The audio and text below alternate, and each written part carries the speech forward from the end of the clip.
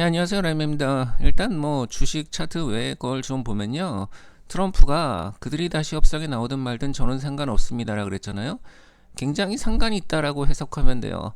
그러니까 트럼프의 화법은 옛 스승인 그 로이 콘으로부터 배운 뭐 좋은 건 다 내가 했지만 나쁜 건 다 내가 하지 않았다라는 식의 절대 사과를 하지 않는 그런 특유의 화법을 구사하고 있는 거예요.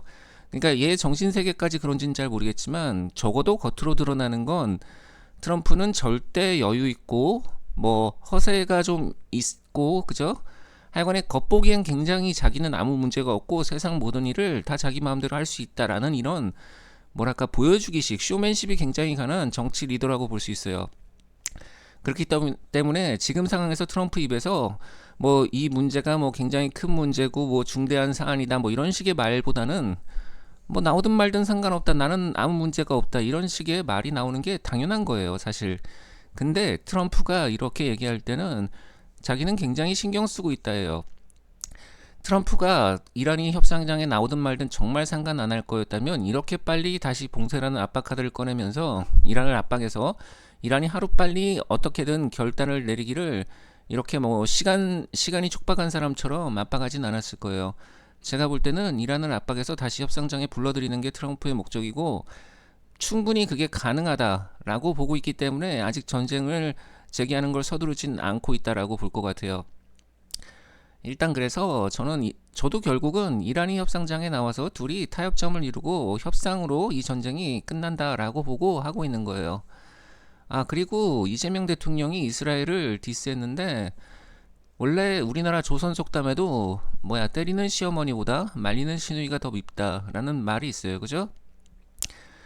저는 이재명 대통령이 지금까지도 가만히 있었으면 그냥 끝까지 강 건너 불구경을 해야지 갑자기 뭐랄까 관전자 시점에서 전쟁 당사자도 아닌데 뭐 말을 하는 거는 그리 좋은 건 아니라고 생각해요. 타이밍이 안 좋다는 거죠.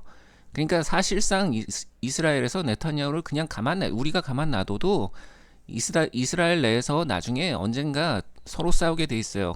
네타냐후가 잘했냐 아니면 네타냐후가 나쁜 놈이냐 그 문제 갖고 둘이 전쟁 범죄를 저질렀는지 안 저질렀는지를 이스라엘 내에서도 싸우게 돼 있어요. 왜냐하면 이스라엘도 바보는 아니기 때문이죠. 가만 놔둬도 둘이 싸워서 어떻게든 결판을 낼 거예요. 다만 지금은 아니라는 거죠. 왜냐하면 지금은 싸우고 있는 와중이니까.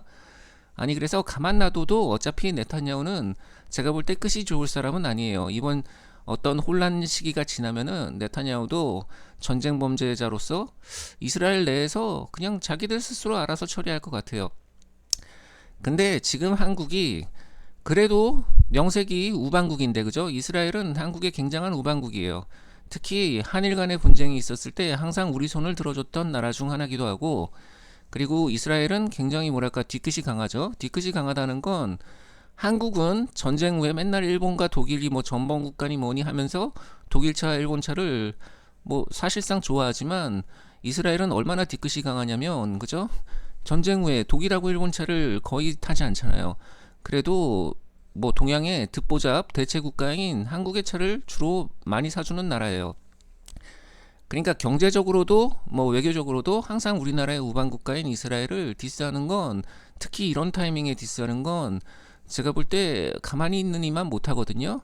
강 건너 불구경을 할 거면 끝까지 불구경을 하는 게 좋아요. 저는 솔직히 왜 이런 타이밍에 이스라엘을 디스하는지 그건 사실 이해가 안 가요. 뭐 그런 문제가 있어요. 하여간에 네, 뭐 그냥 제 생각이고요. 저는 협상으로 갈 거로 봐요. 감사합니다.